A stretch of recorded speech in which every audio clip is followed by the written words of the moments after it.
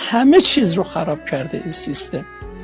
فرهنگ رو خراب کرده، دین رو خراب کرده، سیاست رو خراب کرده، همه رو برده توی کاتگوری دولتی خودش. میگه عین من باشید. اصلا کی گفته باید مردم عین حکومت باشن؟ حکومت باید عین مردم باشه. به این که مثلا بگیم رجعت کردن، رجعت به چی آقا؟ این بچه های این مردم تا حالا دستشون نمیرسید، حالا دارن میبینن واضح، شبکه‌های اجتماعی خیلی چیزای دیگه دارن واضح میبینن که این چه اتفاقی داره رخ داده.